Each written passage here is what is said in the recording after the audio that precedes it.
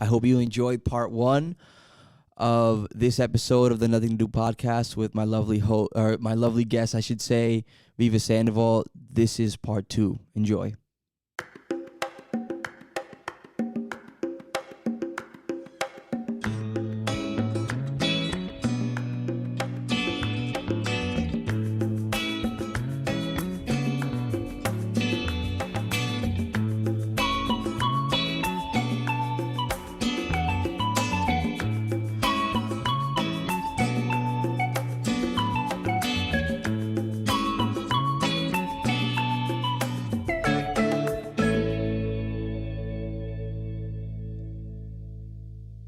I think a lot of your energy comes from gratitude. I love that you said that because I say the same thing. Yeah. That's cool that you said that. I like that. And sometimes I feel like a piece of shit because I feel like I should be more grateful. Like, it's hard for me to be grateful in the sense that not that I'm not grateful, but it's like, even just as human beings, like we're always dealing with shit. I was specifically, like, since 2020, since I first moved back, I'm like kind of over a hump in my personal life that like I had a really hard like first 2.5 years back here. Just to put it like shortly. But I just feel like when people say like just be grateful, like, it's frustrating because I feel like it's very dismissive of how you fucking feel about something or yourself or your situation or whatever it may be. But then I meet people like you that's just like, that's just how they move. And sometimes I just feel like I don't understand it. And maybe because, like, I mean, you said you grew up like low income, right? I didn't grow up low income. I didn't grow up rich either. I grew up with like just enough money to grow up like poor around rich people. Like, you know what I'm saying? Yeah. So just like, that maybe that's part of it. Like, I never felt like growing up, I never felt like I went without for the most part, until like I was hanging out with my white friends and stuff like that. Right. And comparatively. Yeah. And I'm like, I always say like, I'm like poor adjacent or like hood adjacent, because like most of my family, like, they grew up low income, and like, but I grew up with them and I would sleep over their house all the time, so I was always comfortable. Like, I never felt uncomfortable in, you know, living like that or living how, you know. But yeah, I don't know. What are your like? How do you remain like grateful and present? Like, does that make sense? No, absolutely. It's just crazy to like think about it in concrete. Like, I think part of I love that you said that, because I've said that to people, that part of my joy and like just the way that I live, like, gratitude is what fuels my joy every day, because I'm like, I guess it comes from like a place of, it's kind of spiritual and not in a like automatically religious way, but in a like recognizing that I'm part of this like world. Also, my name is Viva, which means life, you know, yeah. and like okay, I think I got it. Go ahead. I think what set the tone was like, I grew up so low income, and not just like, my parents made sure, my dad particularly, made sure to always tell us what the vibe was. So it wasn't those households where like it's low income, but the parents are struggling to make it seem like it's not. Like, if we asked for something, my dad would be like, "You got the money for that? Because we don't got it." Right. You know, and so I was like sometimes painfully aware of how much we were struggling at a very young age. You know, at like 7 years old, I like knew what was good. And so like I had this kind of dichotomy where I like was so aware that materially we were struggling, and in all the ways that, in the things that people pursue for happiness, we just didn't have. You know, people like think that they'll be happy when they're rich. People will think they'll be happy when they have nice clothes. People think they'll be happy when they have vacations. You know, we didn't have none of that. But what we did have was like a sick ass family that knew how to have fun. That was super tight. And I'm the youngest of 4 siblings, and me and my siblings like are all within 5 years, all accidents. And like, you know, my oldest brother is 4.5 years older than me, and then the other 2 are in between that. Okay. Closer to me. So like I grew up with just a team, you know? And so like, for example, in my early life, when I was like 3 or 4, we were like homeless for a little bit. Yeah. Because we got evicted because we couldn't pay our rent. And like that could have been a super traumatic moment, right? Yeah. But for me, in the framing that I was as a little kid, like I got to have sleepovers at my cousin's house, at like all these other people's houses, where me and all my siblings like would sleep in the living room with my parents, and like it was like lit, you know, because we all got to just be together. No, that's So it made our relationships deeper. It made us so much closer. It also taught me really important things. Like my dad would say, we always leave a person's house better than how we found it. Yeah. And that's part of how we show gratitude for them letting us be there. And so like I was also learning how to be a good person because we had to share space with people that were like giving us grace and kindness and like support. So then by the time we got our house that I then lived the rest of my life in, it was my grandma's house, the house my dad grew up in, that she was renting out. And then finally it was open when we were like in this situation. So grandma's like, move in and you're good. Yeah. And my dad still was, you know, struggling. My mom was undocumented at the time. And so she couldn't like work technically. So she was just full-time mom taking care of the 4 kids. And then my dad was on his hustle culture where he was like real estate. Then he was like jewelry salesman, town car driver, like Uber driver, you know, like anything and everything. And we had housing security, but we were still lacking the other things. But like we had a house. We never had to worry again about not being, because my grandma told my dad, I would kick you and your wife out if not for those kids. You know, I'm not putting my grandkids on the street. Right. So we had security. So I was like able to like enjoy the little things from a very young age because I knew that they were like passing and maybe like weren't always going to be there. So like eating out, for example, we couldn't afford to eat out. So when we did get to eat out, I'd be like, this is so good. You know, like I would be like, oh my God. And today, like my love for food comes from like my parents. My dad has a couple recipes that hit so crazy, but otherwise my parents like weren't the best cook. So that's, I'll say that nicely, you know? So eating their food was like, I just got to eat it, like sustenance, you know, nourishment, like lentils again, you know? But then, so when I would get good food, I'd be like, oh, the flavors. And so now like my love for food comes from like appreciating flavor, you know? And so I think like when you focus on the little things and like the joy that they give you and knowing that like those things don't automatically happen, like they're not just gonna be there, like that's what makes me feel nourished. And I'm not even like, it's like the passing things, you know, like I don't know, like it's the little things for me that make life feel special. And like connecting with people is what gives me the most gratitude. Absolutely. Like it is relationships, because material things come and go. Money comes and goes. But like when you have tight relationships, like, and then when you have deep relationships and then you get to experience life with those people, like nothing can go bad. Because even when things go bad, you got those people and you can laugh through it. You could cry through it, but you're not alone. And I think once I found my people, especially because I left home. I was the only one that left home. So all my siblings are together back home in LA. And so I was like by myself. And once I found my people, my new family, like nothing could be bad.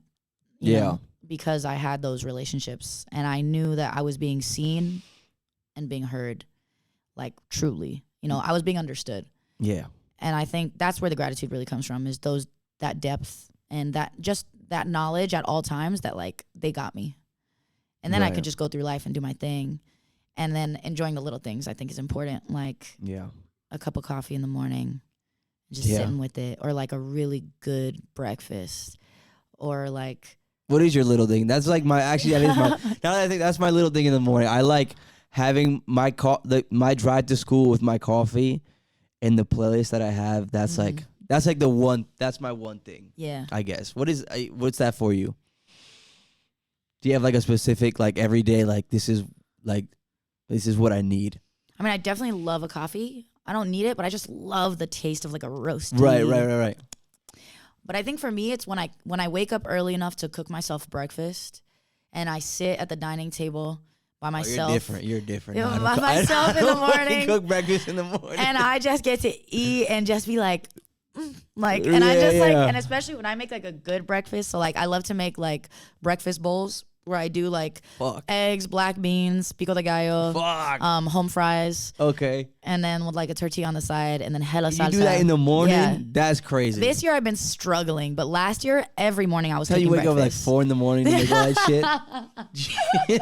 That's nuts. No, because I cook, like when I cook the things that I know how to cook, like it's like I can make pico de gallo in 3 minutes. You know what I mean? Like, okay. So I just know my things, you know? Yeah. And so when I make that burrito bowl, and then if I have avocado, get some of that in there. Yeah. And I'll sit there just like. You made some fire pico that one time. You had people over, I think, a couple years ago. Yeah. And I was like, this shit is fucking fire. Yeah. So I will give. Yeah.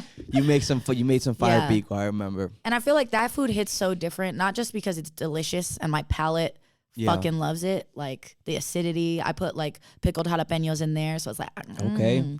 But also like it reminds me of home. And like respectfully, Providence, you lacking on Mexican food, and I'm gonna say that with my chest because I come from an all Mexican spot. What's the best? Well, okay, so what's the best Mexican food you've had in Providence? Okay, low key. I have some. I'm not talking about like or like at least like a hole in the wall spot. I'm not talking about like a sit down, like a taco spot. I mean, I think El Rancho Grande before it closed was at the top for me. Okay. In terms of like, you know, flavor hitting the way I expect it to hit. Now I recognize that Mexico's so huge that there's so many different regions. So like the Mexican food that I think is the Mexican food, it's only because the majority of like, because of migration patterns, the majority of people that live in the neighborhood I grew up in are from a certain region that all kind of do it the same. Yeah. Right. But I know there's other parts of Mexico that just prepare things different. So I try not to. But you're not wrong though in terms of Providence's Mexican food. Yeah, it's not like the greatest. For example, like people putting like shredded lettuce and sour cream in my taco. Yeah, I'm like, right. What is this? You know, I just need cilantro and cebolla. Like that's it. Have you been to Orale? Orale? Yeah, it's right up the street. I think once. Maybe? They're good. I feel like that's the best I've had. And then my cousin said, I don't know the name of the spot. There's a spot in Cranston on Plainfield. Mm-hmm. When I get the name, I'll let you know. Check that. I'm always out. down to try them. That's the thing. Like I'm never like, oh no, I'm not gonna try it. You know, I'll try it, but I have yet to find a spot that just like satisfied. Yeah. In all ways, you're not wrong. You know, you're not wrong. And it's usually just because there's a critical something missing or something that is prepared in a way that I'm like, I don't know, like this isn't. Yeah. Okay. But like I'll still get it, you know, every once in a while, and it's cool. But I like to, that's why I cook, you know, because I cook it the way I want it to taste. Like I'm not gonna talk shit and then not be able to cook it myself. You know? Yeah, no facts. But it's like if I can make it myself, like I'll just do that because oftentimes if I go to a Mexican spot, I am disappointed. Whether it's like let's talk about a basic spot that's obviously not good. Like I mean, that's not. No one's gonna fight for it. Right, like Baja's. Yeah, nobody's gonna fight for Baja's to be like Baja's is legit, you know. So let's talk about Baja's. That's a neutral territory. That's neutral. Baja's is not terrible, but I think part of why is because Mexican food is a cheat code. Like it hits every component of food that makes food interesting. If you've read Salt, Fat, Acid, Heat or watched the Netflix short docu-series, it explains the science of food. And how like you need salt, fat, acidity, and heat to cook it to make the perfect like bite, you know, the perfect meal. You need a balance. And Mexican food, in addition to a couple other cultures, have that balance down. Like let's talk about a typical Mexican food like enchiladas, right? Dale, go ahead. Like you got your enchiladas, you have your meat that's cooked, you got your cheese, your creaminess, but then you have salsa on top, you have pico de gallo on top, you have your beans and your rice, then you have your lime, you have your acidity. Like it all clicks. The palate is happy, right? So I think Baja's is automatically good just because of the elements, elements that it's using. But then if we dissect the quality of the individual elements, I mean, I don't know if I could say respectfully and then disrespect someone, but I do think that Baja's rice just talk your shit. Tastes like cardboard. Tastes like cardboard. Like I think their rice literally tastes like cardboard. Yeah. I've never tasted cardboard, but the way that cardboard smells is what their rice tastes like. But like their pico hits because it's tomatoes, it's onion, it's cilantro, and it's lime. That's gonna hit no matter what, unless it's old. You know what I mean? So like it's not like I'll still eat Baja's, but I'll get like the nachos because I'm not trying to touch that rice. And so it's like when I go to a Mexican spot, there will be something, whether it's the salsa, the rice, the beans being watery, like it'll just be like, this is not right. Like something's not right. And then I get like sad because I'm like, I should have just made it, you know? So be on the lookout for Viva's cookbook called No Mames Weyy, coming out April 15th. No, but you took me to school real quick. I was not expecting to go that in depth about some food and Mexican food, but that was you hit it out. You hit the nail on the head. Thank you. I think about this a lot. Yeah, I can tell. Oh my goodness. One thing you mentioned it earlier. We're like an hour in already. Look at us. I will say this to preface this because this conversation can go for at least another half hour. We'll play it by ear, but I don't like, and this is part of the reason, and I'll talk about this even in our conversation, why I haven't gone about trying to like monetize this show. Like I do this for the joy, not that I don't have dreams or aspirations for this show, right? But because it's just like right now we hit an hour, right? And like industry wise, like people say to cut the conversation off here, but then like, what did we really get? You know, like I feel like we have more to talk about. Anyways, you mentioned this earlier. You talk about manifesting something, and that's funny because that's something that I wanted to bring up because it's something that I've been like, it's been more prominent, more like in the forefront of my head, of my mind. It's funny. I have even my therapist talks about it. She's very into like quantum physics and frequency and the law of attraction. She actually just put me onto this, like she's like experimenting with this now. She's very much, you know, like clinically certified before anybody starts being like, yo, who the fuck are you seeing? Like, as a therapist, I think you're getting scammed. There's like this device called the Healy. It's like $1,500 or some shit, and it runs all these apps, and it like kind of you attach these things to your wrists, and it reads the frequency and vibrations in your body, and then like it sort of categorizes, you know, there's stuff like in terms of physical health, and then there's like stuff in terms of like what your emotional or like state might be. I just had she just did this with me for the first time now, but in general she has been giving me practices in terms of like attracting the life that you want and manifesting the life that you want. Obviously, I don't think that it just happens through affirmations. I think that manifestation comes with, like, you need to take action to manifest something. Yeah. But it's something that I've been thinking about because, like, so we're here in this studio today in my NTD studios, a.k.a. my living room. And when I started this show, my dad, he runs radio station, Hispanic radio station. Oh, sick. The first one and the greatest one here in the Northeast in Providence. They actually just got awarded, like they got him and his business partners got awarded from the city of Providence. It was like a lifetime achievement award for just like their work in the community. Yeah. And so given that, you know, that studio is also my birthright, he let me start the podcast there 3 years ago. But I've always like dreamed of having this space that I'm having right now, where like I don't want to just go in my fucking dad's studio and fucking just turn out. Like I want to learn how to do this. I want to buy my own mixer. Yeah. I want to have my cameras. I want to have like, sort of my wall. Like this is sort of like, this is my vibe like for the studio, which is, it's like nerdy but there's an aesthetic going on here. You know what I'm saying? Absolutely. You're doing your thing. And it's why, because I'm like, this is like, I had all this in my mind 3 years ago and I never knew how I was going to do it. But I figured like, I was like, I'm going to do it somehow. And it's like, now I'm here. Right. But, it's still like not like it hasn't gotten me anywhere yet, because now while I mentioned that I didn't start this show to become famous, to become fucking like Joe Rogan or Joe Budden or like, go viral. I started because one, like I grew up around it. This is like being,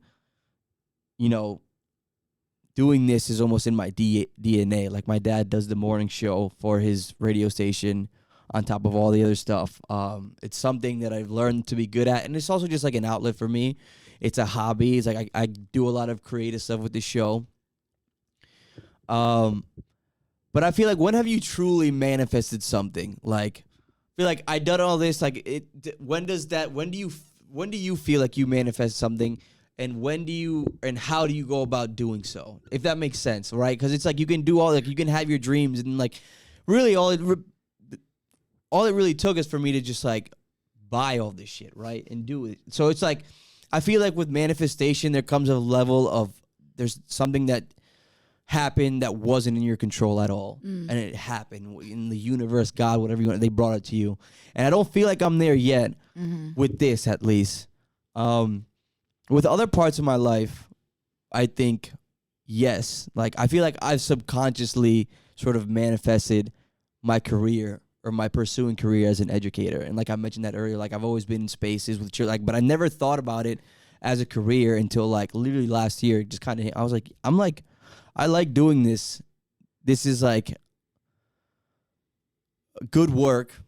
And I've been around this work for as long as I can remember now. I feel like I threw a lot of shit at you right now. I hope that you what do you think, and how do you manifest something, and like what does that mean to you, I guess? Well, I think there's such power in like speaking what you want into the universe. Not to be dramatic, but like, I think, and then like you said, then there's the subconscious that kicks in, but you have to declare something first. And I think to make a declaration, particularly out loud, is so powerful, because you're speaking something out loud and you're making it real, making it tangible. And then I think the subconscious follows. And so like a big thing that before I found my people when I was in college, I felt kind of isolated and alone sometimes because I was a drifter socially. Like I was always like hanging out with everybody and therefore did not really have depth with anybody. Or if I did have depth, it would be for a little moment and then it would go away because I was all over the place. And when I was in those moments, I didn't really have support systems yet. And so I did a lot of talking to myself. Like I would literally talk to myself like I was speaking to someone else. And not in like a not like a schizophrenic way.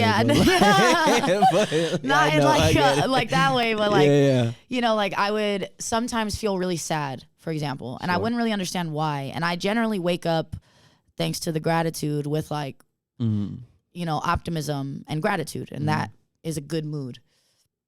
But I would like, there would be times I would just kind of feel down, and I was like, what is this? Like, right. I don't like this. Yeah. And so I remember I would go and either take a walk or I would sit down on one of the greens where it was all pretty outside, and I would have my earphones in so it would look like I was on the phone, and I would just talk to myself. And I would talk to myself like this. I'd be like, that's crazy. All right, what are we feeling right now? Nuts. Literally, what is happening? Okay, so I feel like we've been, or I'll be like, you've been.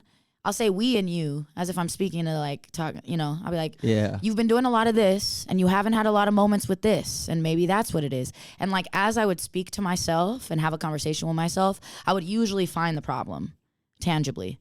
That's what it is. Or I would be like, that's what I think it is that I didn't get any of this week and I'm feeling weird about it. And I would literally in the span of like a 15 to 30 minute conversation with myself, I would figure out my problem. I would deal with it. I would come up with at least a next step. And then I would literally walk away from that conversation being like, we lit. And I would always end those conversations with gratitude. Like, hold on. Like, you, like, it's valid that you feel this right now, but like, let's think about where you are right now. Like, Right. You are going to school for free. Yeah. Like you are going da-da-da-da-da-da-da-da. And it's not like invalidating the struggle. Right. But it's like that's difficult, and we're going to work on that, and we've come up with this next step. But let's not forget all this lit stuff. So like, come on, like, Yeah. don't get stuck in right, there. You know, right. don't get stuck in that. Yeah. And so I feel like that practice allowed me to kind of experiment, because I don't think that was manifesting, but I was experimenting with like vocalizing. And I think vocalizing is so powerful, because when we are thinking, and especially when we're spiraling, like we can think 3 different things and feel 3 different things at the same time, because it's all kind of happening together. Yeah. You know, so I can be overthinking something while also feeling excited about something, while also feeling like anxious about it, you know, all at the same time. And I can have all these different thoughts spiraling in my head. That's like, you know, but I think the act of vocalizing, you have to funnel your thoughts. You have to funnel like, you know, all of those things, because you can only speak one word at a time, and you can only speak, you know, like about one thing physically. And so I realized how powerful it is to just speak and to vocalize like what I'm feeling in those conversations. But I think that really ties to manifesting. Like there's manifesting like wanting something, but that's not active enough, I don't think, because you can want something and never tell anybody about it. And therefore you're never acting on it because you're too afraid. Okay, but that's a good point, because I feel like, especially with Latino culture, I feel like we come from a place where it's just like we don't share our successes. Absolutely. Because the humility is sometimes toxic. Not even just the humility, but just like it's you the fucking kook, or the devil's around on the corner. Right. If you verbalize this, then whatever you want to call it, mal de ojo as well, right? So I feel like as Latinos, that's also something for us specifically, like why we don't practice that. And I feel like that's very important, like you said, like vocalizing what you want from the universe for yourself, for whatever it may be. So yeah. Yeah. And then I think once you speak it out loud, it like you know, you're declaring something, and it's the beginning of making it real, because it's now been spoken out loud. Like you can't take it back. It's out there. And then I think that's when the subconscious kicks in, and you know, you start like the way that algorithms work, you just kind of start leaning towards those things because you've spoken it. It's no longer your secret. It's out there in the universe. And then I think that's when like, also I believe in like when you put good into the universe, I believe in like, not in a definite way, because I haven't studied it, but I believe in like karma kind of generally based on like the most basic elementary version of it. You know, I do believe that when you put love and positive energy into the universe, that it inevitably finds its way back to you, just because of like how powerful that is. And I think it's not always automatic, and it's not always obvious, but I think good inspires good. And with manifesting, like the subconscious works for you, but then once you've said it out loud once, you're not afraid to say it out loud anymore. And then that's when you start making those critical connections, or having those conversations where like you casually mention that this is a dream you've had because you've already spoken it out loud, right? And then suddenly that person goes, oh, you're interested in that? I actually know somebody that da-da-da-da, and then bam, like the ball is rolling. Yeah. But if we're afraid to manifesting is just the first step in like making a decision of what you want, right? Like that declaration, I think is so powerful. And then you can actually start working for it. And it's both the subconscious work that I think is so important, but then also the action, right? Like taking the steps to share the vision further. And like, I believe that's also a form of manifesting, is like, if I'm going to talk about it with people, then I'm also like more likely to do it, because now people know. Yeah. And if I don't do it, they can ask me like, oh, how have you been doing with that? Right. And it just like, the momentum builds the more that I share, not just with the universe broadly, but like with individuals. And like the momentum carries, whether that's unintentional, subconscious, or very intentional. And then when you put that good into the world and you're just ready to like serve a purpose, that's when I think shit happens. And I think the purpose is essential, because people manifest respectfully selfish things. Yeah. Right? People manifest like, I just want a relationship. And like, sure, that's comforting. That's great. Everybody wants that. Everybody deserves that, to have like a partner that cares about them and wants the best for them and supports them. But I think like manifesting is truly powerful when it is not in service of the individual, but in service of something bigger. Because when it's in service of something bigger, like everybody, like there's a lot of people that might want to also serve that higher cause, right? Like if I'm manifesting for like change in education or like, you know, something like that, like other people also are manifesting that because that's other people's passions, or that relates with other people's dreams, goals, ambitions. So that sort of manifesting, I think, is so powerful because it's a collective manifesting. Mm-hmm. Like when we have a passion, a goal to like change a system or like be a difference maker in education, like you're not alone. Whereas if you're manifesting a relationship, like no one else is manifesting that for you. Right. It's a solo mission. And it's easy to be let down when that's a goal. Yeah. Right? My goal, I think if you're looking for a relationship, you should manifest connection. I just want to connect deeper with people. And that should be the goal. And then I think through that, you might find a relationship, but you might also find a new friend, right? You might also find a new business partner. Is this something you learned along the way? Like, is this something that you've like, have you tried manifesting selfish things and then coming to the realization like this isn't working, or like I need to take a closer look at myself? Or is this something that you noticed just in general, like with people? I think I noticed it more like because I was practicing it. Okay. Yeah. Like, and then like I said, connection and with people has always been a foundational part of like my happiness. Yeah. And so, and then growing up in poverty was like, you know, I didn't need to manifest the material because I know that I didn't absolutely need it to be happy. Mm-hmm. So for me, manifesting came in like my passions. Mm-hmm. Like I knew I wanted to be an educator, and I trusted that was going to happen no matter what, because that was my passion, and it was going to happen.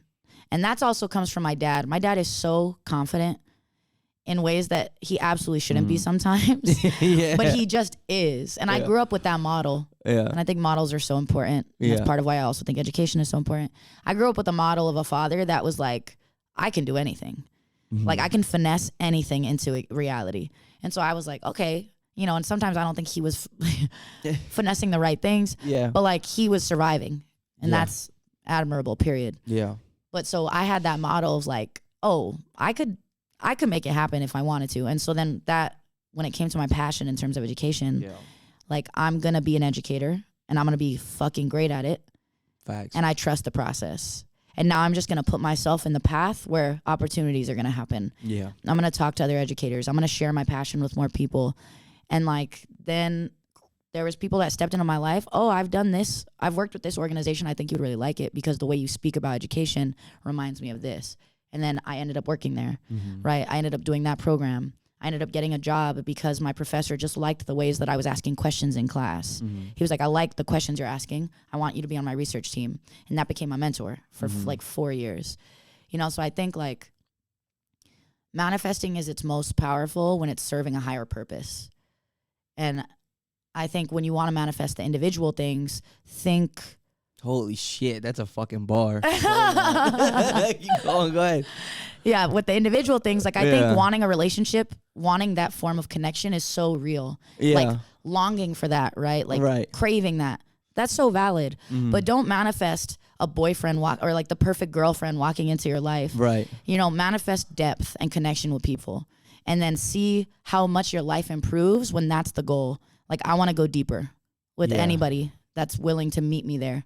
And then like you start having epic conversations. Now you're not thinking about just getting a partner. Like you're in it and you're finding depth. And then I think that's when the partner finds you, because that's what you're putting out, right? It's not about like, I just want this very specific thing. No, like be more broad and then trust the universe and the energy that you put out. Like people feel it and then are attracted to it. And then that's what brings those things into your life, right? And I think passion is the most attractive thing in the world to everybody, right? You hear somebody talk about what they love, or like this project they're doing. Mm-hmm. And like, that's like, okay.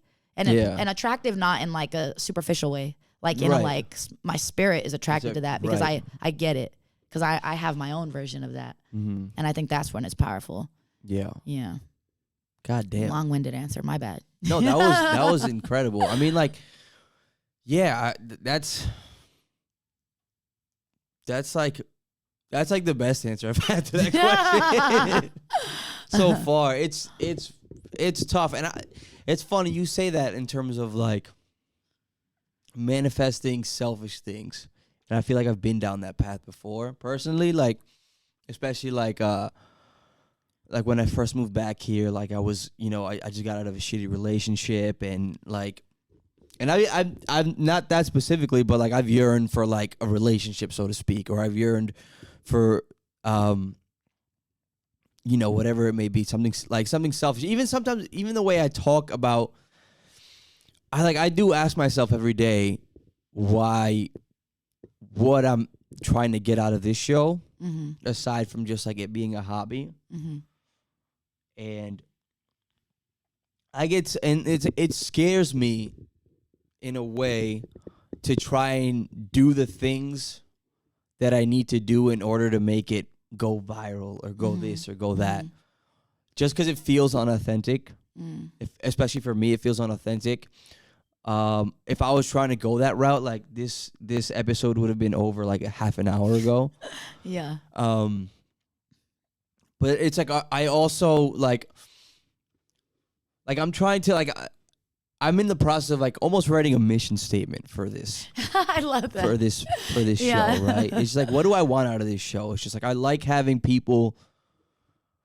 Like at first, I like getting a lot of creative shit out of it. I like this as an outlet to say whatever I need to say, whatever I want to say, to get whatever off my chest. Sometimes I've been in positions where that's gotten me in a lot of. It hasn't gotten me in a lot of trouble yet. I've had strains in personal relationships because of stuff that I talked about on the show. Just because of what I do for a living and the nature of what I talk about and the fact that I don't want to censor myself in my own platform. I get nervous every day that I'm just going to get pulled into so-and-so's office. Yeah. And just be like, what the fuck is this shit? Yeah. Go get your things, get the fuck out of here. But I also like, I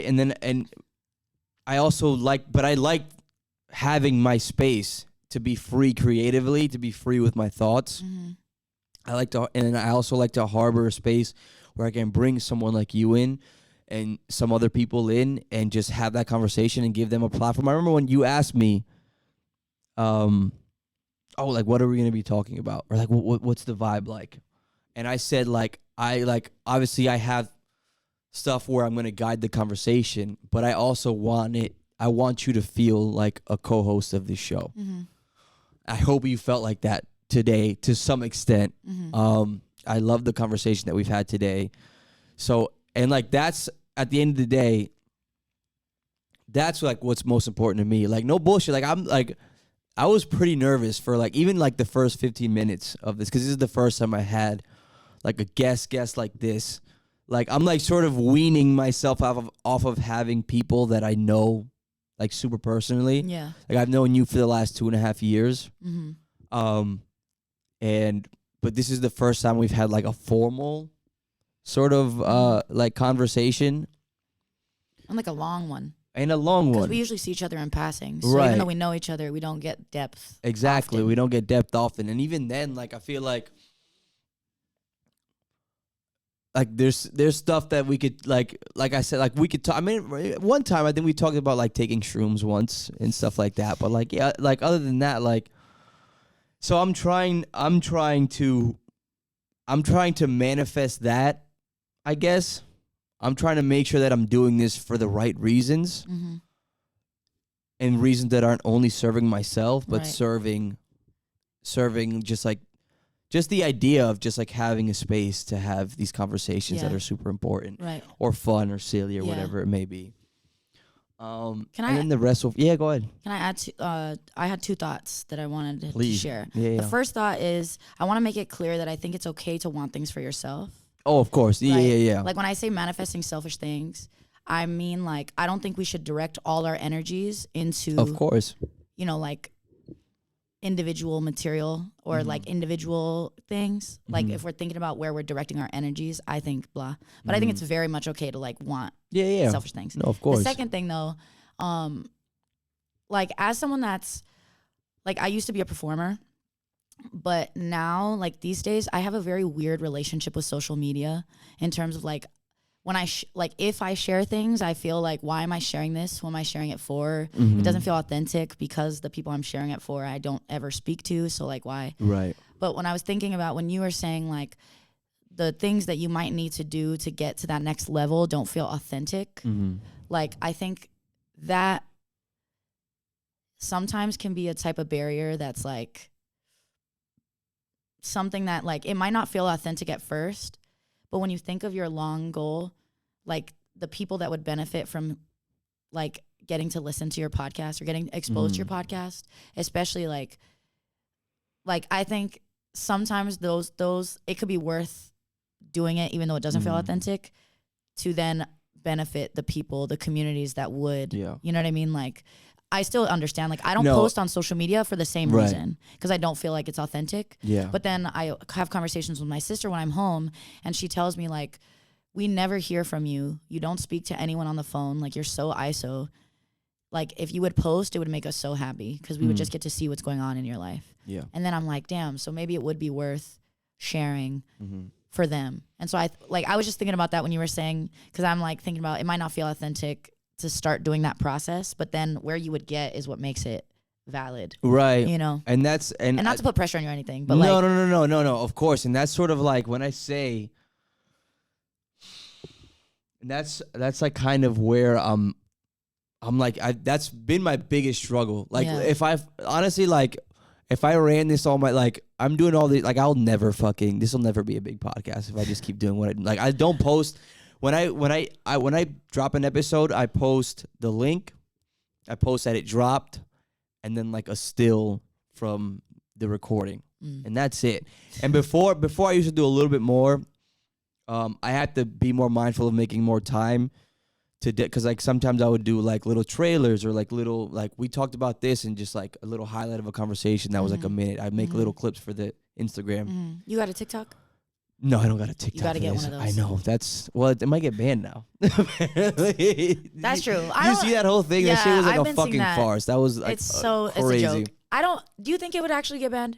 I hope not. I don't think so. I mean, it's just like TikTok isn't doing what fucking Instagram hasn't been doing or Twitter hasn't been doing. That's what I'm saying. Like they're a Chinese-based company. That's why they're coming for them. They're coming for them, and they're taking all the ad money. You know, like they're getting in their ass. Like that's what it is. Like even that whole thing, like that shit was a fucking farce. No, it was a joke. But I think like that's like where I find amazing clips of podcasts, like little snippets on TikTok. Yeah. I used to be a TikTok like not hater, but like I was like I don't need that another social media. Like nah, I'm good. I barely go on my phone at all. But then like the things that my algorithm knows that I want, ooh, like I get little podcast clips that are like hitting, and I'll save it immediately. Like, oh, they're speaking facts, you know? Right. So like, TikTok. There's like a lot of opportunity there to get like a lot more exposure, and I think I have to, and I think growth in general. Like everybody knows, growth is about stepping out of your comfort zone, and like so that's hard.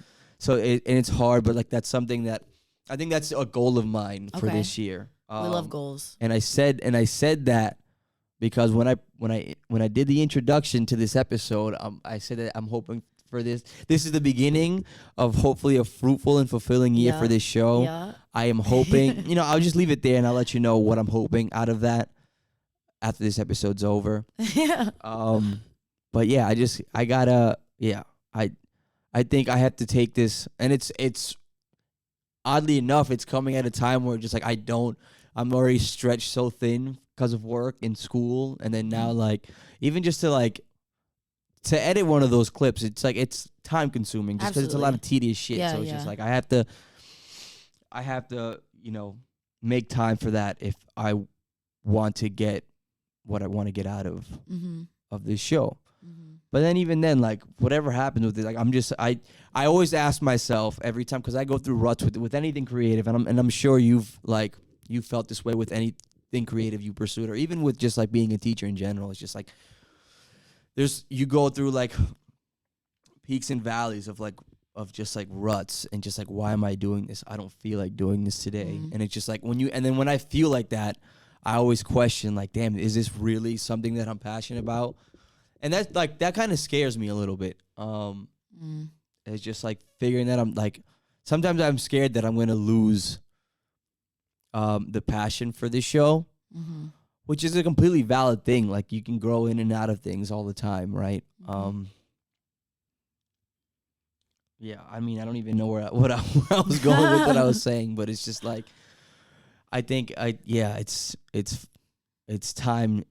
I'm at a point where it's just like, I gotta let's take the next step now. But it's like, even when I look back from when I started this show, I'm just like, I started here, and like now I'm here. Yeah. And it doesn't feel like that in the moment. Right. But then you start reflecting, and like, wow, it's like, fuck, like I used to just click a button and use my dad's fucking studio and all this shit, and like I've been through so much shit that I could have just shut it down. Like, I lost my co-host. I fucking, I lost time during the day, and like, but I'm like making it work somehow, and I'm elevating it more.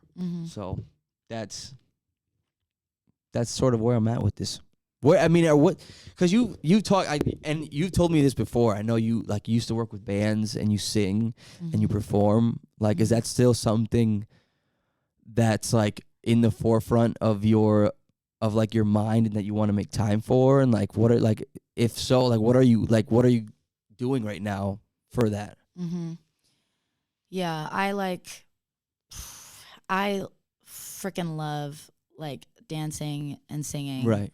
I did acting too, but I don't need to do that. But like, dancing and singing is like essential to my that's a creative outlet, and it makes me feel so good. I'm sad to say that I'm slacking right now, and I'm not really doing. Yeah, and that's fine too. Like, yeah, and I had like the peaks and valleys of like time management, and doing like things for inspiration. myself. Yeah. And for me, it's not so much that, like, unfortunately for me, the reason I'm not pursuing at least dance right now is because of just logistical barriers, right? Like, there's a studio that is a couple blocks from my house in Providence that's super sick. Like, it's called 3 Live. And I was literally, like, I had gone very sporadically last year, like once a month maybe. But every time I went, I felt like so nourished, like creatively, and like my vibe, my spirit, was like. So I told myself, like, okay, after this point, like, I'm going to go every week, at least once a week, just once.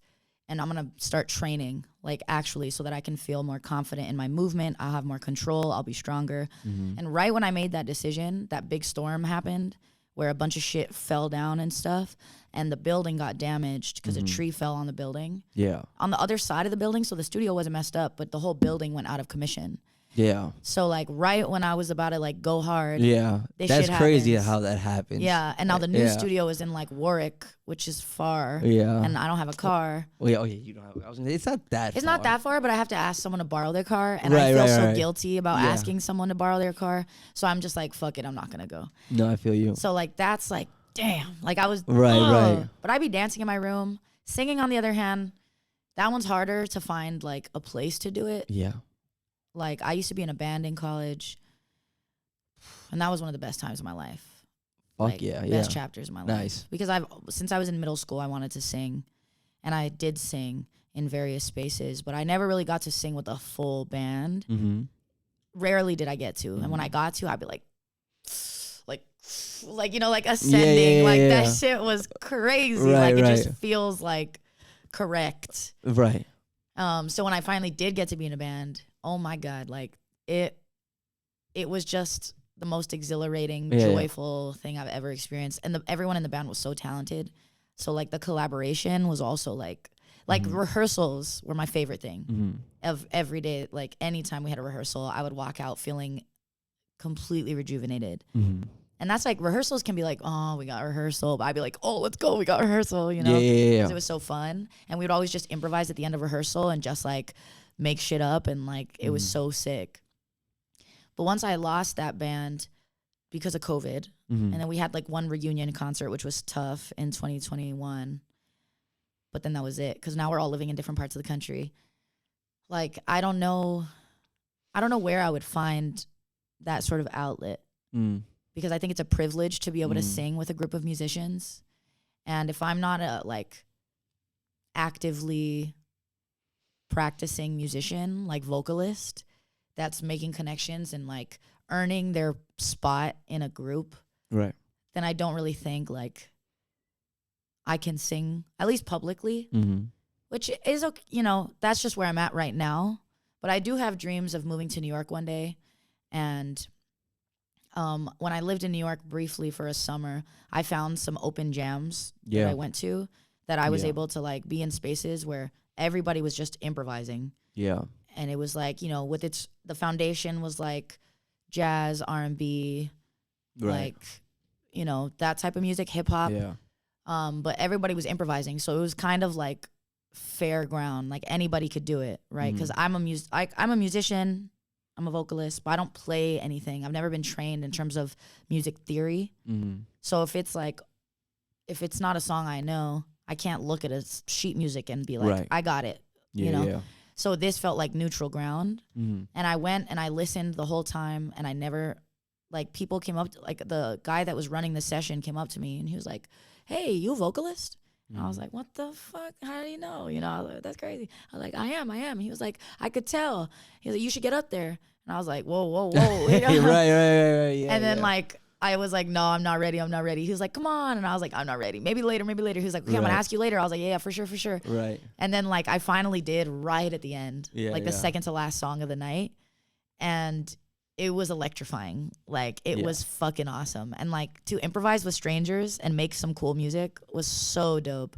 And then afterwards, I got so much positive affirmation, like musicians talking to me, asking me from Instagram, like, that was dope. Like, let's do it again, you know? So I know that I could do it. Right. I know that there's potential. I just think I'm in a chapter where it's not accessible to me right now. Yeah. No. But also, I have close friends in Providence, and my partner that like they're musicians. Yeah. So I'm around musicians. Yeah, right. Yeah. But I feel like intimidated because they're like professional, and I can't just be like, let me sing with you because you're my person or you're my friend, you know. I just feel kind of like unprofessional and like amateur, just because, not because I am an amateur, but because I'm not a professional practicing musician. Right. So I don't want to insert myself, but I'm around musicians, so it's not like it's impossible. I've sang with them once last year. Right. And it was cool, but I think Revival, I remember, I mean, I don't know how often they do this. I went there like a year ago, 2 years ago for my cousin's birthday in the summer. So like, it's when they had, you know, how they have the backyard out there. And they had like an open mic, and they just had like a lot of performers. They had like some rappers, some R&B artists. I don't know if that's something that would definitely very much be like yourself throwing yourself into the fire after a long time. But it's just like, yeah, I mean, Providence in general, it is just hard to find that, just because it's geographically speaking, it's just a small place. Right. There's only a smaller population. Yeah. So it's just like, but I'll get back to it for sure. Yeah. Like, that's my passion. I've been singing since I could talk. And dance just is like very intuitive in terms of like, when I move, I speak, you know? Like, I mean, when I speak, I move. Yeah. And like movement, like if I'm listening to music that's making me feel something, I'm moving. Whether I know it or not. Like, it's just, that's how I express. So those two things will always be in my life. I think what will change and fluctuate is just how much I'm like actively practicing with others. And by practicing, I mean like doing the thing versus like singing in my room, dancing in my room. I do it all the time, but are other people going to see it? Right. Not right now. Yeah. No, I feel that.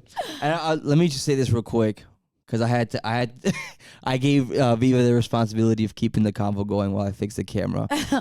That's not, I was totally listening to what you were saying. No, I know. But I'm like, I had to like host and produce. No, so whenever good. You see me on my laptop, it's not because I'm like losing interest. Don't worry. It's like, I don't think I just got to make sure this shit is one recording still. Yeah. And fucking, you know.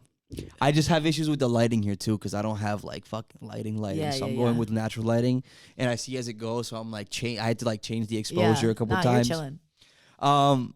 But hey, let's. I'm gonna wrap it up. I have a couple questions for you. Some you start off a little light. Some might take a little bit more thought. But yeah, and also if you feel like it, you can throw that same question right back at me.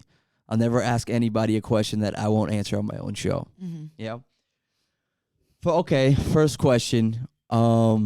If say your sister has anyone in your family been to Providence at all, or come visit at For all? a brief visit, my sister has.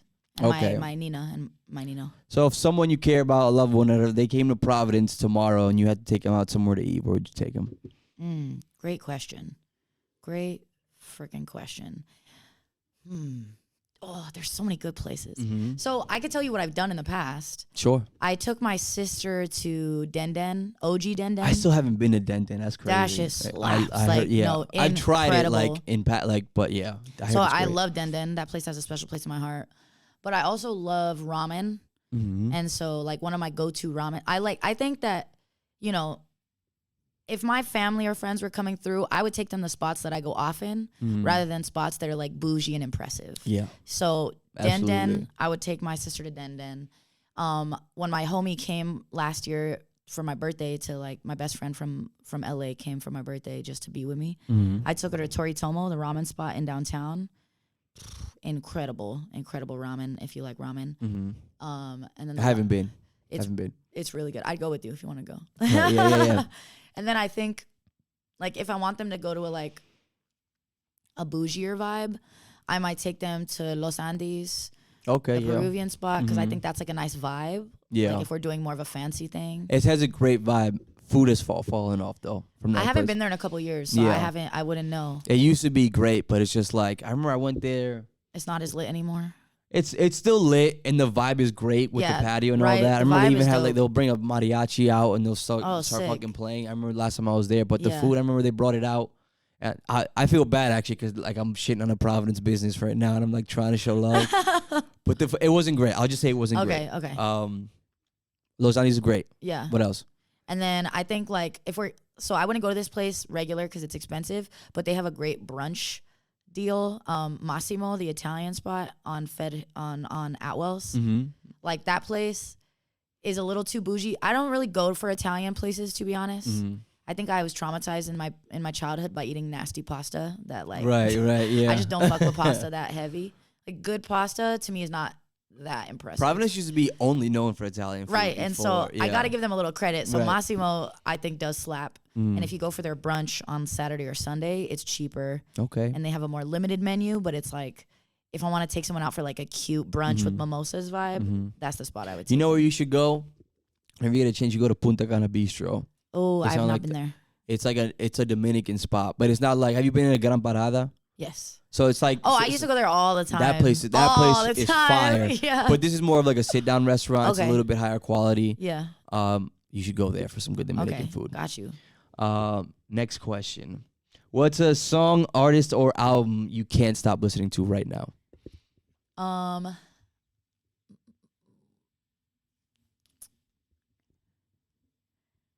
There's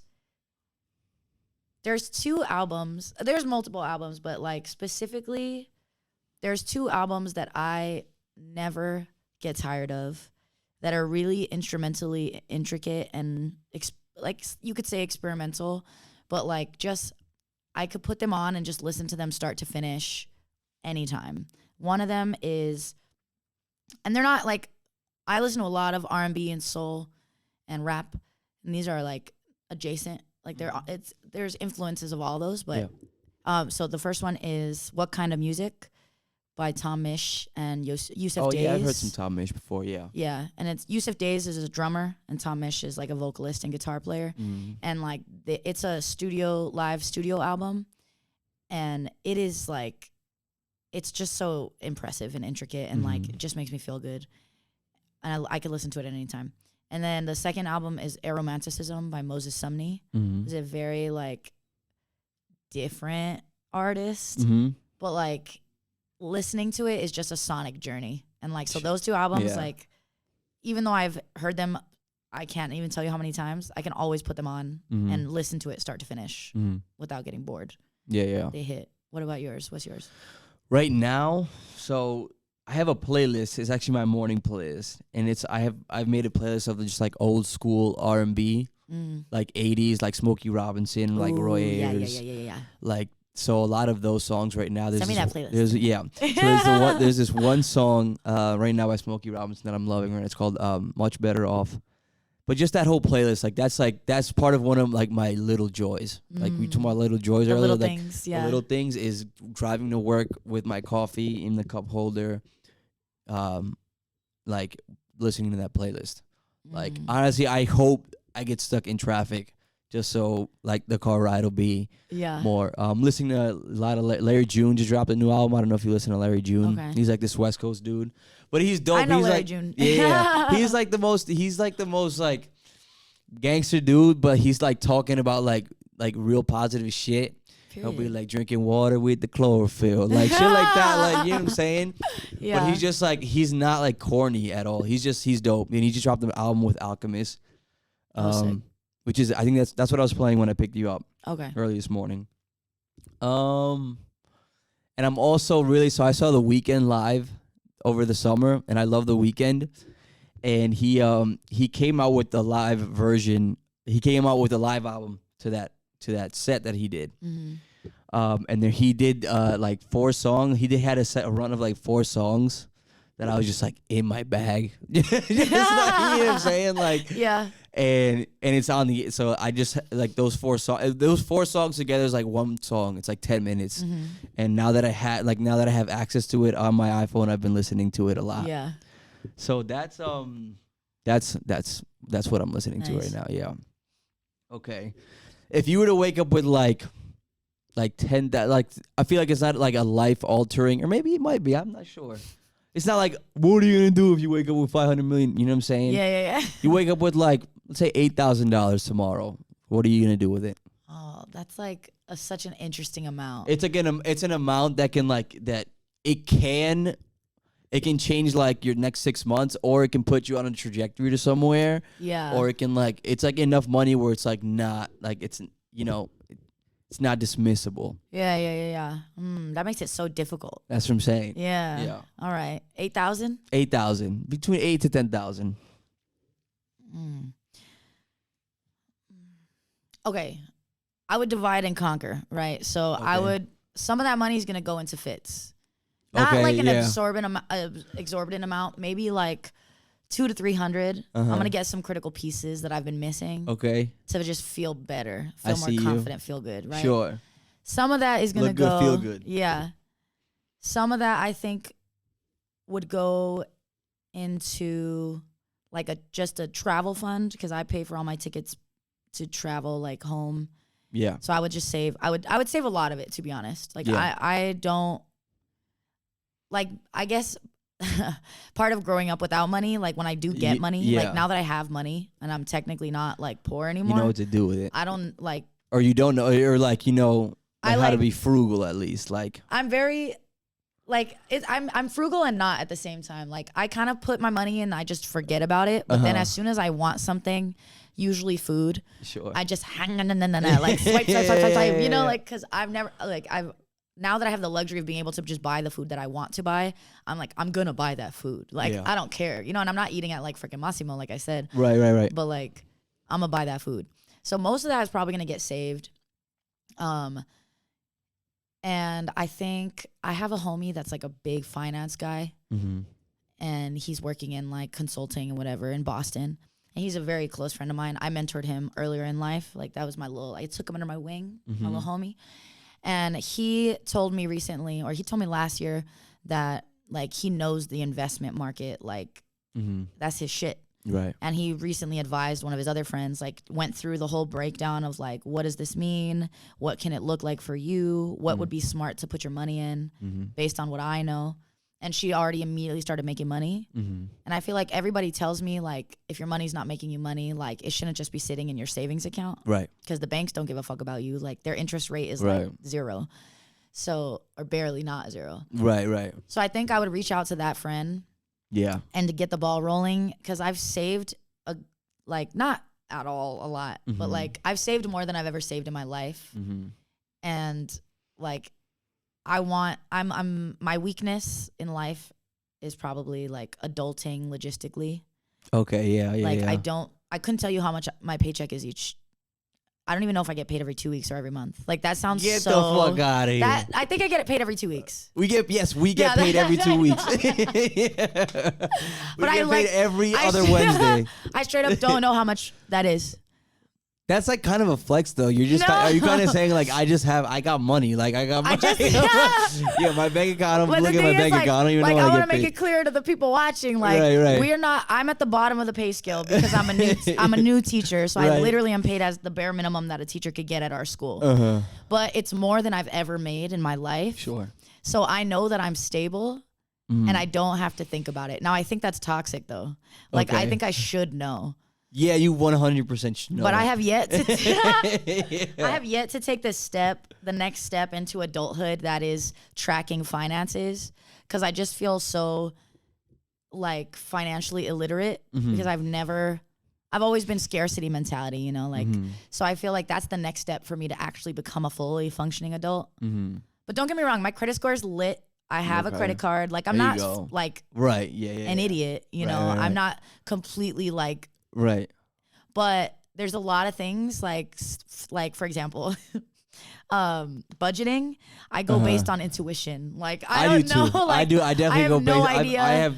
It's in my gut. It's in my gut. Like I could tell. Oh, I've been spending a little too much. I better chill. Facts. Or I'm like, I've spent nothing. I could buy that. Right. Like, you know? Yeah. No, I'm the same. I don't have a fucking spreadsheet. Yeah. So I think like I would, if I got that much money, that would be a really good incentive to maybe get my shit together a little more and like try to be more of an adult and do something with it like smart. Okay. But the majority would either be saved, if not invested, if my homie hooks it up. A little bit for fits, a little food budget maybe. But there's really nothing that I'm like, I need it. Yeah. You know what I mean? I'm not very like, the only thing I feel like that about is maybe like clothing. Okay. But even then, I don't shop like that because I hate the act of shopping. It gets me exhausted so fast. I don't go crazy. Like I'm very much like when I need to go to like the mall or store to get something, I'm the same way. Like I say that now because like I was in Miami a couple weeks ago and then like we like went to the fucking mall. Yeah. I'm just like, what the fuck are we doing at the mall right now? Like, I love having new things. Right. But I hate getting those. I hate getting new things. Facts. Like the work that it takes to try shit on. I can't. Like I'm just like I'm gonna be in the car. Right. Yeah. All right. What scares you the most?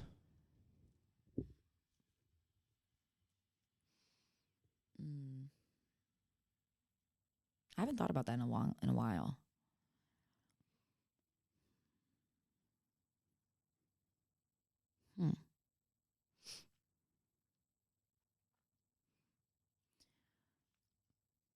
There's two things that came to mind.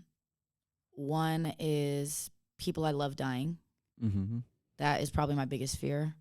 And like when the elders in my family talk about death, I get so tight. Like I get so heated.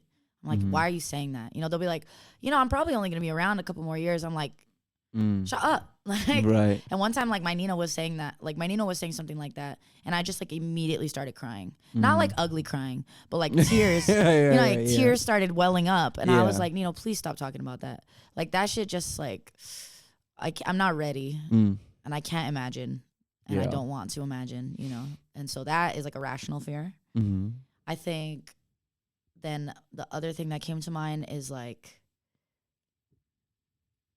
failing people that are relying on me. That makes me like hella anxious. I don't know, just I don't want to like let people down. I feel like that comes with the territory of what we do too. Facts. As educators. Facts. I think about that even just as a teacher. Like I feel like that's why there's a level of stress to my job that I don't have yet, that you probably have, that I don't lead the classroom yet. But I think about that too.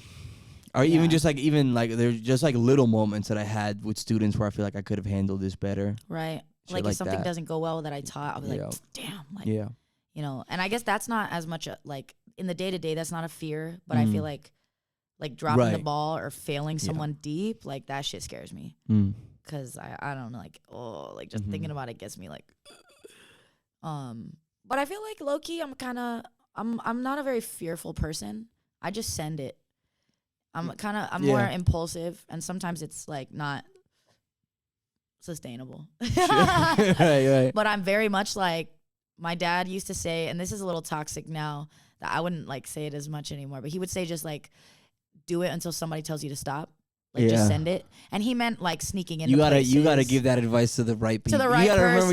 You gotta be careful who you give that advice to. And he would say it in reference to like he would sneak into concerts all the time, like he like hosting parties. Like he'd be like, just do it. Right. And if somebody says that you can't do it, then you don't do it. But like otherwise, like just send it. Your dad sounds like a wise man. He's wise. He's wise and he's wild, or he was wild. Like he had a crazy life. Yeah. But like. You know, so in that way, like I don't really think about like what if this goes wrong? What if this goes wrong? Like I just send it, and then I pay for it later. Yeah. What do they say? It's better to ask for forgiveness than permission. Right? No, that can also be a slippery slope. That's another one. All right. Who brings out the best in you? I love that question. I think my best friends. I'm blessed to have a handful, like blessed to have a handful. And like I'll be specific so that it's more like of a concrete answer. Like my best friend, Bao, one of my like top people in my life that I've ever met ever. Like she is such a phenomenal human being, so empathetic, so fucking smart. She's so talented. She's a baddie. Like, she's literally just like, you know, in terms of people, I've never met someone that's like as extraordinary as her. And when we are together, like the ways that she engages and asks questions and listens and like is able to share a dialogue. Like, I feel like when I'm speaking with her, and we have what we called them our kitchen talks, and we would just end up like sitting on the floor of the kitchen and literally speaking for hours. And we would get into deep shit. We'd get into systemic shit. We would get into like silly, like dumb shit, like roasting and talking shit. Like, you know, like just like we would hit everything in the spectrum of conversation. And like, I feel like in those conversations, I was like peaking intellectually because she comes from a STEM background and I come from a humanities background. And we just are able to offer each other such different perspectives, but we know that our values align and the things that we care about are very aligned. Like, for example, like systemic oppression and inequality. We're both attacking it in our industries, but she's doing it from a public health perspective and from a like psych perspective, and I'm doing it from a historical and educational perspective. So the conversations we're able to come together and have because we know we have that shared understanding and passion of attacking this system, but we're doing it from different angles. So I feel like she is able to push me in a way that like just elevates my perspective. Especially like one of the things we would go back and forth about was like nurture and nature, nurture versus nature. Like, right, are you created by your environment or are you predisposed to certain things? And I think it's definitely both, but I feel a little more strongly about nurture and she feels a little more strongly about nature because she's coming from psych and I'm coming from education. Right. So it's like we are able to have the dopest conversations. Yeah. And like just being around someone like her who's so thoughtful and so smart, but also like gets me in a like that type of way. I just like there's nothing else that I need in that relationship. Like I am fully nourished in literally every capacity, including dance. Like she's a dancer and she's an actress and she's a vocalist. So she's literally able to connect with me on every level of my passions. And like, what else do you need? And she's funny. Like we're funny together. Like we think each other are so funny. So like I'm completely nourished at every level. And so when I'm with her, I feel like I'm like peak version of myself. And that goes for a couple people, like those best friends that I'm talking about. there's a handful of them, and I feel just like that Yeah. with each of them, because we align in the most important ways, but then we're also so passionate about different things that connect us to that core value or that core like passion. And like I'm so blessed, for that. Like my other best friend is a like quantum software engineer now. My other one is like a full-time dancer, also invested in public health. Other one is trying to make it as like a vocalist and as a producer and also as a choreographer. Like, so it's like everybody has their own little thing, but then like we come together and are able to share so much together. And like I'm blessed. Hell yeah. Yeah. All right, now to that same coin. Now I won't say who, because I don't want to shit on anybody. Right. But what brings out the worst in you?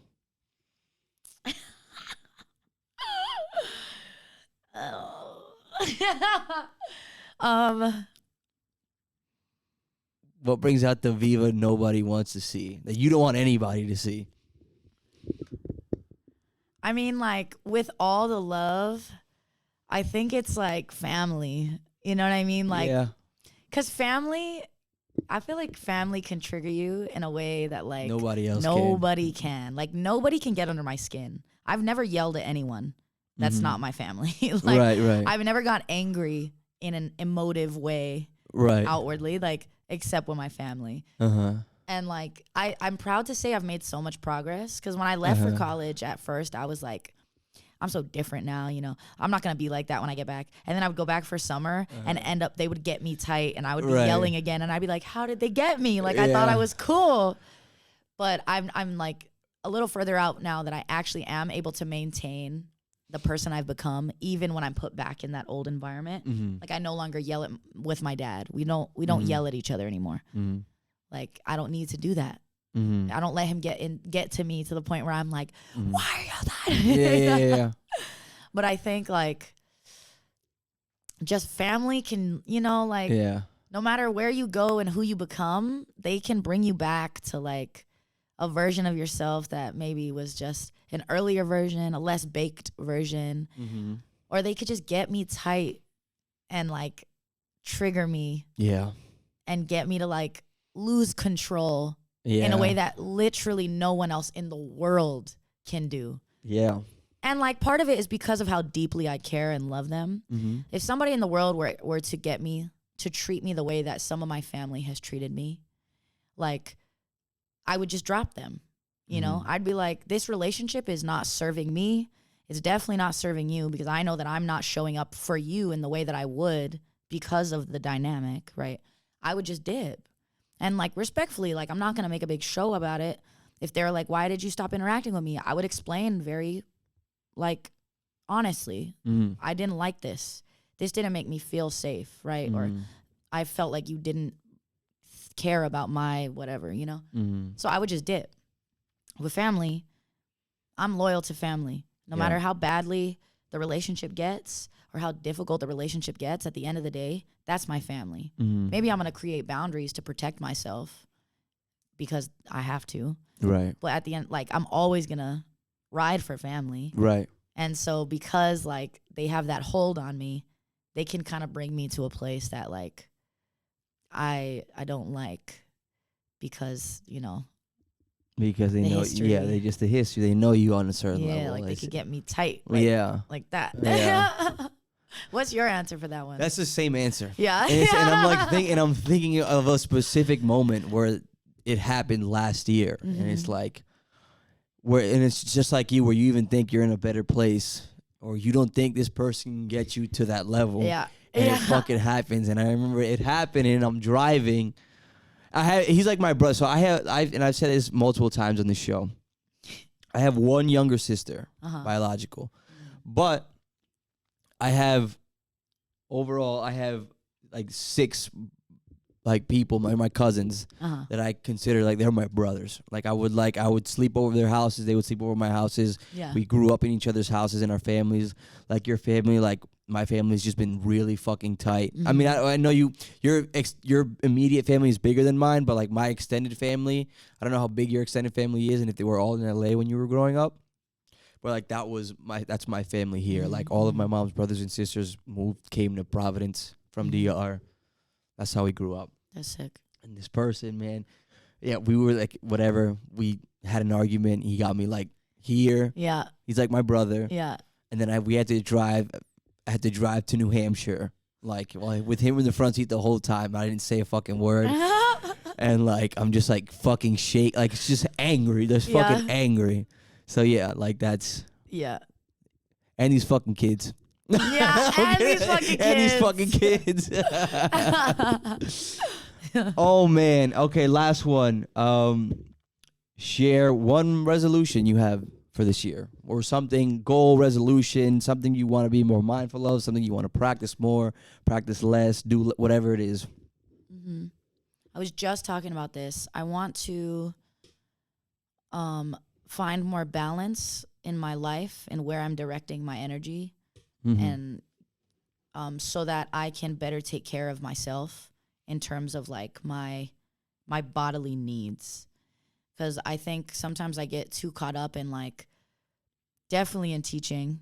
You know, we work all day, but then I go home and I have a minimum of like an hour sometimes. I mean, this year not as much because I'm not planning from scratch every day. Right. But last year it was like sometimes up to 4 hours of work post school day. Right. And like, you know, I don't mind, like that's an intellectually stimulating activity for me to create my curriculum and like figure it out. So it's not a bad thing.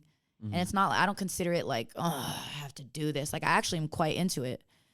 But what ends up happening is that I sacrifice my bodily needs for those things or for people. And I love spending time with people. There's very few people I spend time with now though, because I don't leave my house.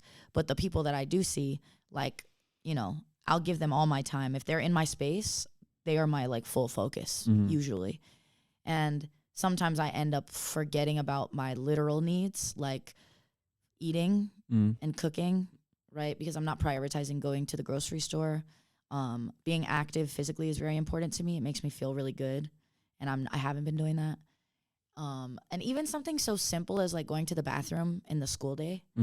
Like sometimes I won't go to the bathroom because I don't want to interrupt the flow of class, which like that's toxic. Like just go to the bathroom, you know, like the students will be fine. Yeah. And I ended up having like some issues with the bathroom because like I was holding it for so long and then my body started being like, what the fuck? You know? Right. So I feel like my literal physical needs are often neglected the most because I'm living more in the spiritual or in the intellectual or in the relational. Yeah. Which are so nourishing to my spirit, but my physical body hosts my spirit. Right, yeah. And if the body is not okay, the spirit cannot sound thrive. Body, sound mind, sound exactly. Spirit. That's right. So I really want to direct more attention to my physical needs. Yeah. Because that is what keeps the engine going. Yeah. That's a big one for me. Tell me yours. One, I talked about it already, is elevating this podcast more. Period. And I have some specific goals that for superstitious reasons, I won't say it out loud right now, but I'll let you know after this.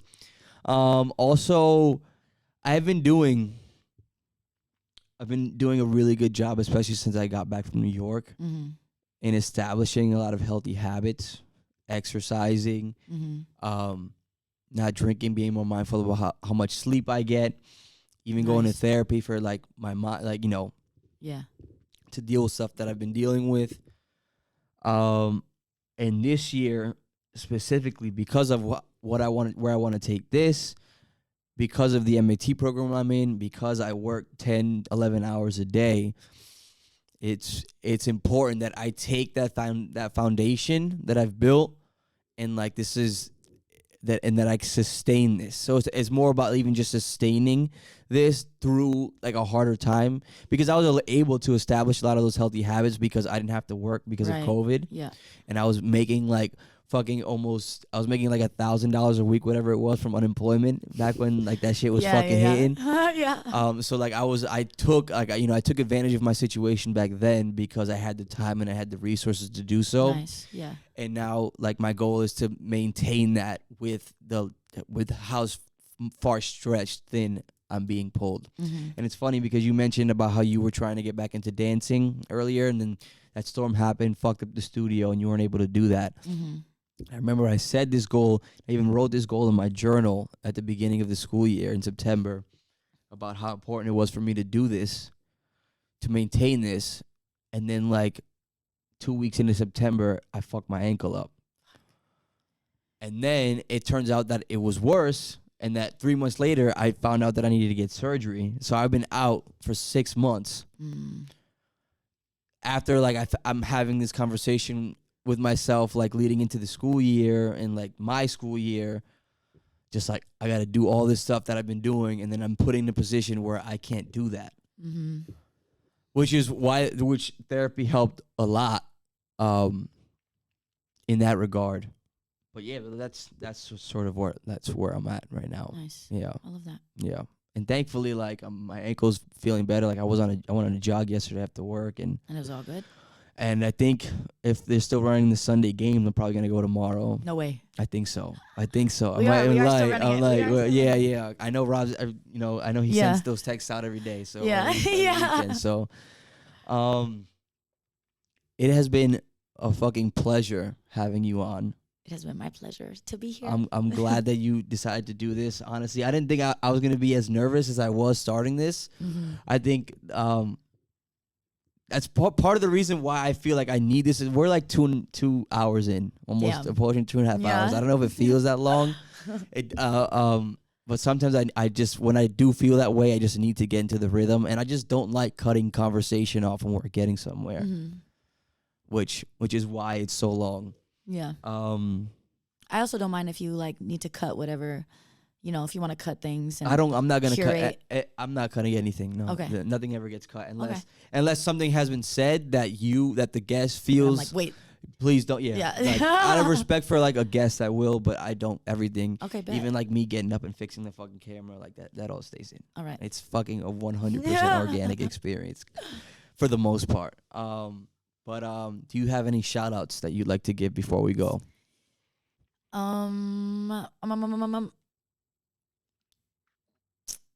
Shout out my people. Shout out your people. Shout out my people. You know who you are. I love you. Shout out Viva's people. You You know who nourish you me. are. You keep me alive. There you go. Awesome. I have one specific shout out. It is my best friend Connor Kenahan's birthday. Happy birthday, buddy. I wish I was out there in New York with you right now. However, too much abuse has gone on to my bank account and my body in this last like 3 weeks specifically, where I had to make a responsible decision. But I hope you had the time of your life, and I will see you soon. So I need that birthday shout out. And that's it. Until next time, you dirtbags. Holla.